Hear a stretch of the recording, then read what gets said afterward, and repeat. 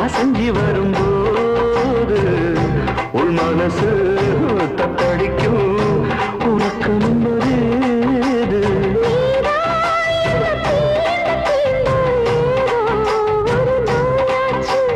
நான் தான் உன்னை சீண்டி சீண்டி பார்த்து ரொம்ப நாளாச்சு